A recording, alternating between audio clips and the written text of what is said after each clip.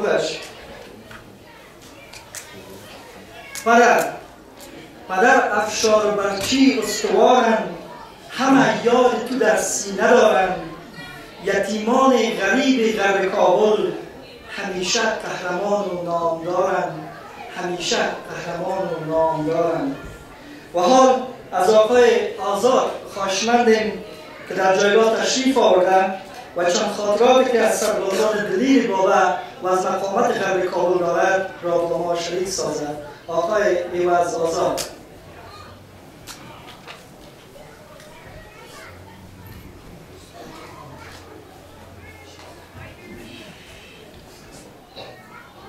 بسم الله الرحمن الرحیم و به نستعین. ما به نوع خودم از مسئولینی که این محفل و این مراسم را برگزار کرده سپاس، تشکر و قدردانی میکنم. واقعا زحمت کشیدن از وقتشان، انرژیشان، از امکاناتشان مایه گذاشتن تا ما اینجا جمع شویم. اجرشان با خدا و روح رهبر شهید. 21 سال است که مردم ما از دشت برچی، از غرب کابل تا اقصا نقاط افغانستان، کشورهای همجوار، کشورهای اروپایی، ایالتهای مختلف امریکا و کانادا مراسم برگزار میکنند و یادش را گرامی میدارند. و در این روز، یعنی در روز 22 هود یا مصادف با 12 مارچ، مراسم ها بهتر و با شکوه‌تر از سالهای قبل، با محتواتر از سالهای قبل و با شور و شعف وصف ناپذیر برگزار میشن. همه هم سهم میگیرن و آرمان‌های رهبر شهیدم در طول این مراسم یکی یکی بازخوانی میشن و همه هم معتقدیم و باور داریم که آرمان‌های رهبر شهید آرمان بر حق یک ملت است، آرمان به حق یک مردم است، آرزوی مردم یک کشور است. و این را هم باور داریم که تحقق آرمان‌های رهبر شهید چیز بسیار سخت و ناممکن نیست. اما متاسفانه همین که مراسم ما ختم میشه، کس یا پرونده رهبر شهیدم تا 22 هود سال آینده بسته میشه. نه کسی دنبال آرمان‌های رهبر شهید را میگیره و نه یک بار دیگه بعد از مراسم را به خانش میگیره که واقعا جای تأسف است. خب اگر ما پرچم رهبر شهید را، یعنی پرچم تشکیلات رهبر شهید را ما دیده باشیم یا مطالعه کرده باشیم، در بلندای پرچم رهبر شهید آیه واعتصموا بحبل الله جمیعا ولا تفرقوا، یعنی چنگ زنید بر اسمان خدا و متفرق نشوید. خب یکی از آرمان‌های رهبر شهید تحقق عدالت اجتماعی در کشور است. تحقق عدالت اجتماعی یعنی به حق رسیدن همه انسان‌ها، به خصوص زنان. بعد از پیروزی مجاهدین و حکومت دولت اسلامیشون کسی جرأت نداشت که حق زن را حتی مطرح کنه. این خودش یک بدعت بود و یک جرم. اما رهبر شهید بسیار واضح و روشن برای رهبرای جهادی امروز گفت که زنان افغانستان در پیروزی جهاد نقش 50-50 داشتند. پس شما نمیتونین نقش و حضور زن را در جامعه و در اداره کشور نادیده بگیریم. ولی خب متاسفانه که ما زود فراموش بکنیم و دچار فراموشی میشیم. امروز 22 هود یا یا 12 مارچ مصادف است با 40مین روز درگذشت مادر قهرمان، صبور و مقاوم، مردی که شهید ابوذر غزنوی برایش گفت مزاری شابید ترانه های خلق ماست. یا چمنشای اعتمادی گفت کاش کبوتر با خزان سرد میماند، میان این همه آدم نماها یکی میماند ولی مرد میماند. استاد نوروزعلی حمیدی یک بحث مفصل هم دارن که میگه رهبر شدن آسان بود ولی مزاری شدن محال بود. امروز 40مین روز درگذشت همون مادر قهرمان است که مزاری 30مین فرزند شهیدش بود که در راه مردمش تقدیم کرد. تا امروز که 21 سال از سال روز شهادت مزاری میگذرد، مادر مزاری نگفت که مزاری فرزند من است، گفت مزاری مربوط مردمش است، از مردمش است. و ما هر روز هر سال در 22 هود از سال روز شهادت رهبر شهید تجلیل میکنیم، آرمانهایش را به خانش میگیریم، ولی یک بار در زندگی مادر رهبر شهید از مادرش تجلیل نکردیم.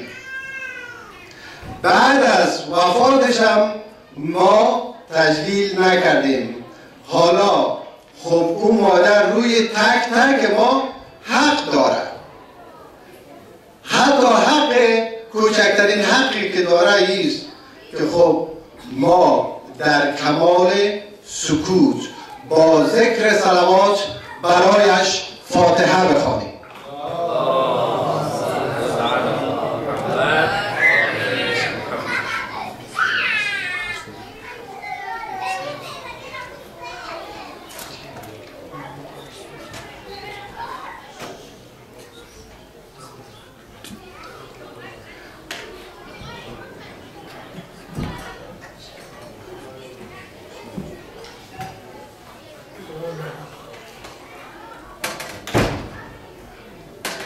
و امروز مسئولین دستور دادن که خاطرات از حماسه سازان غرب کابل را بگویم، ولی من بسیار دوست داشتم اما موفق نشدم. حالا خیلی دیر شد دیگه، مادر استاد در قید حیات نیست. آرزو داشتم که در پیش مادر استاد زانو بزنم بگویم مادر تو قصه های بابا را برای ما بگو، مادر تو بگو وقت قنداق مزاری را میبسی چه زمزمه میکردی. شاید میگفت من وقت قنداق مزاری را بسته میکردم برای مزاری، میگفتم که برای مردمت بگو که سهم شما تنها چند متر ریسمان نیست. شاید میگفت وقت گهواره مزاری را میجنباندم میگفتم که برای مردمت بگو که چنگ و ریسمان خدا زنید، متفرق نشوید.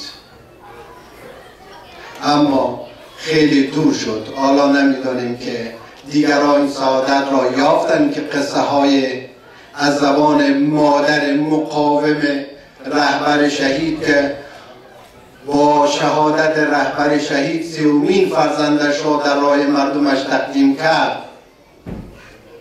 چیز برای بازگو خواهد داشت یا نه نمیدانم. و قصه های ما بسیار طولانی نوشته کردم، چیز در حدود تقریبا 45 دقیقه است. هرچی کوتاه کردم، هرچی قلم زدم که کوتاه‌تر شود، ولی متاسفانه او جور نامد. 15 دقیقه وقت بود که تقریبا وقت من تمام میشه، ولی من فقط یک خاطره بسیار مختصر و کوتاه را خدمت شما عرض میکنم که زیاد وقت برنامه را نگیرم.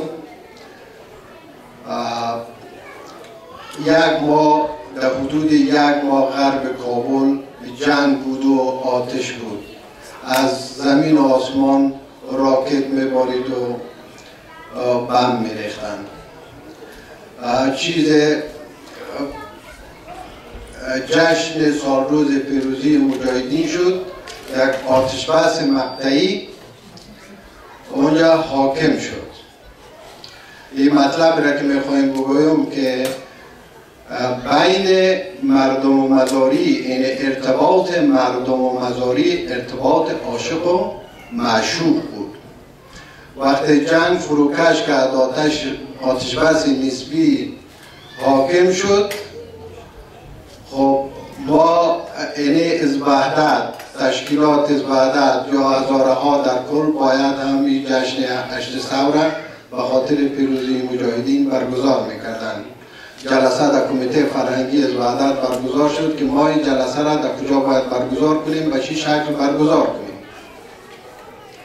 بعد از اینکه تصمیم گرفته شد که جلسه برگزار شود، مراسم برگزار شود، این را مطرح کردن با دفتر رهبر شهید و دوباره از اونجا سید علی خدا رحمتش کنه اول داد که بابا میگه که مدرسه محمدیه را در تپه سلام آماده کنین، مراسم را در اونجا برگزار میکنیم. مدرسه محمدیه تقریبا دامن کوی تلویزیون است و کوی تلویزیون و کافرکو مشرف بری تپه سلام و همین مدرسه است که خب دشمن دانه دانم آدم ها را نابود کردن میتونه. و خب ما وقتی شیفتیم که خب همچون چیز امکان ندارد، مدرسه محمدیه خط اول جبهه است، ما در خط اول جبهه چی رقم اونجا بریم مراسم برگزار کنیم و مردم هم میفهمه که دشمن راکت های 3 متری را راکت از یک نقطه در ظرف 1 دقیقه 40 تا راکت 3 متری در سر ما روان میکنه. از آسمان هم بم به 500 کیلویی میرزه. خب چی رقم مردم جرأت کنه که در اونجا برن؟ سید علی گفت به هر حالی حکم وابست و باید اجرا کنیم. خب ما رفتیم مدرسه محمدیه را پاک کردیم، گردگیری کردیم، ساوند سیستم ایناش آماده کردیم و برای مردم هم اطلاع دادیم که با بعد مدرسه محمدیه ساعت 10 صبح 8 صبح سخنرانی دارد. ولی باور کامل داشتیم که مردم در اون مسیر راه دور و در اون خط اول جبهه نمیاید. ولی همون صبح 8 صبح مردم از آخرین نقطه دشت برچی تا تپه سلام مدرسه محمدیه، یعنی چیزی در حدود 18 مایل را از سر صبح ساعت 7 صبح اینا پیاده طی کردن آمدن تا مدرسه محمدیه. مدرسه محمدیه گنجایش صدها نفر را داشت. امروز صدها نفر در داخل مسجد، در کوچه ها، در سرک ها، در خانه های خالی آمدن تا سخنان رهبر و مرادشان را بشنوند. و این برای ما واقعا هم جالب بود و هم یقین کردم که رابطه مزاری و رابطه مردم غرب کابل رابطه عاشق و معشوق بود. خب به قول معروف کسی که عاشق است از جان نترسد، از هی هی چوپان هم نترسد. تشکر از شما، امیدوارم خسته نشید.